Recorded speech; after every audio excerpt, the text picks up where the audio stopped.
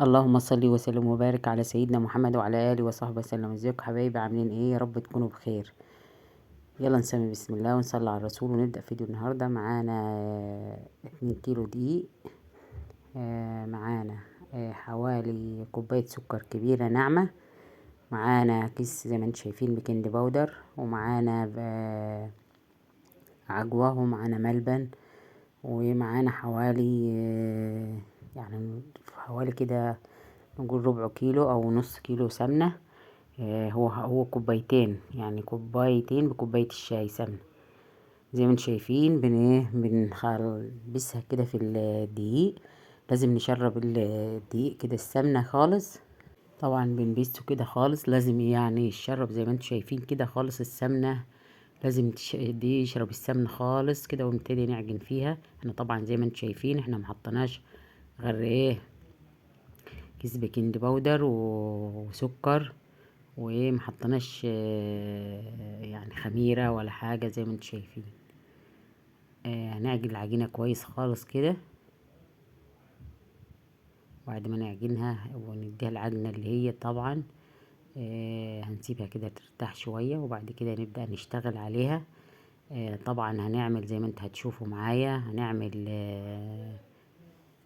زي ما انتم شايفين هنعمل بالعجوة، وهنعمل بسكوت بالعجوة، وهنعمل قراقيش برضه بالعجوة والقراقيش السادة.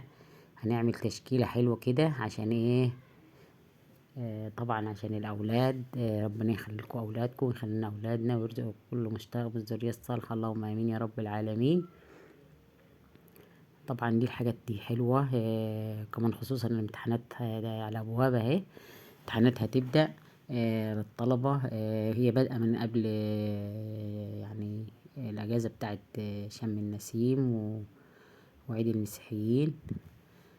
كل سنة وهم طيبين. المسيحيين، لأخواننا المسيحيين كل سنة وهم طيبين. طبعا هنبدأ زي ما انتم شايفين عملنا الأول عجينة فردناها، وهنفرد العجوة دي هنحط طبقة عجين من تحت زي ما انت تشوفوا. هنرجها كده قوي، وهنعمل طبقة تاني بالعجوة، وبعد كده هنعمل طبقة تانية بالعجين برضو نحطها فوقيها، وهنظبطها خالص زي ما انت هتشوفوا معايا. يعني طريقة سهلة هتعملها بسرعة، ما تاخدش وقت معاكي، احسن ما بتقعدي تعملي تفردي وتحط العجوة وتقطعي وتعملي. دي طريقة تبقى بسرعة سهلة وسريعة. انا عملتها قبل كده معاكم في على العيد، يعني أنا عملت الحكاية دي. يعني انا عملتها في العيد، وبرضه هعمل ده برضه عشان خاطر طبعا الامتحانات والاولاد، واللي ياخد يبقى حلوة خالص في الفطار الصبح. يعني تبقى يعني فطار حلو، كوباية اللبن كده بالشاي. العيل ياخد صباع القراقيش ده وبالله بالعجوة يفطر بيه، هيبقى حلو وخفيف في نفس الوقت. زي ما انتم شايفين الطريقة سهلة يعني وهتعمل بسرعة، مش هتاخد وقت معاكي في نفس الوقت. زي ما انتم شايفين يعني عملنا الصينية دي ما خدتش حاجة معانا، يعني في 10 دقايق هتفرديها وتحطيها كده، متاخدش وقت معاكي، وتقطعيها بالسكينة. وهنبتدي نعمل كذا، هنعمل نوع تاني بالملبن.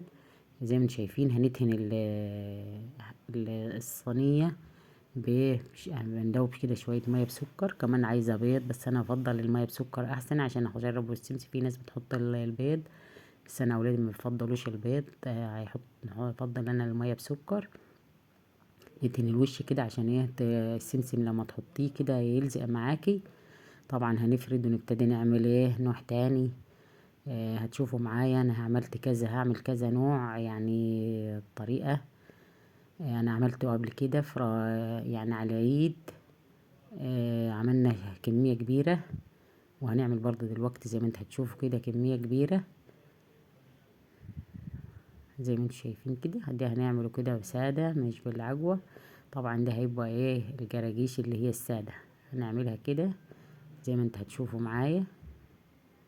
هنقطعها ونحطها في الصينية.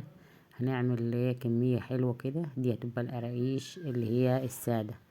هنعمل طبعا بالملبن، وهنعمل عملنا بالعجوة زي ما انتوا شفتوا معايا.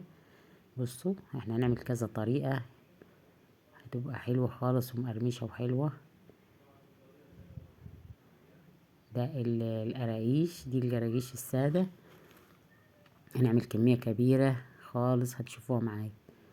بصوا يعني انا هعمل كذا طريقة. بصوا يعني عملت، شوف الاول عملتها كيف، والمرة دي كيف، يعني بكذا نوع، يعني بكذا طريقة هنعمل القراقيش. وعملنا زي ما انت شفت البسكوت بالعجوة، وعملنا البسكوت بالملبن، وهنعملنا القراقيش اللي هي اللي بالعجوة، ودي الجراجيش السادة. كمية كبيرة، يعني كمية كبيرة وحلوة. هي هتقطع معانا زي ما انت هتشوفوا كده.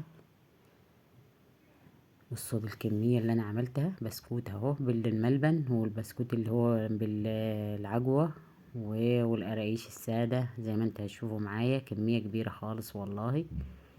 طبعا دي استوى خلاص اهو. كده متقطع وجاهز، يعني تلقيه يعني بطريقة سهلة وسريعة. والله وكان طعمه حلو خطير. تعملوه لأولادكم بدل ما تشتروه من برا، هيتكلف معاكم كتير. وزي ما انتم شايفين قد الكمية اهي، خلاص كده عملناها. ما تنسوناش باللايك والاشتراك في القناة عشان يوصلكم كل جديد مني، عشان قناتي تكبر بيكم معاكم احلى متابعين في الدنيا. ربنا يخليكم ليا ويديمكم نعمة في حياتي، اللهم امين يا رب. هشوف هتشتروه بكمية اشتروه بقد ايه. وكده كده خلاص الفيديو خلص، واشوفكم على خير، والسلام عليكم ورحمة الله وبركاته.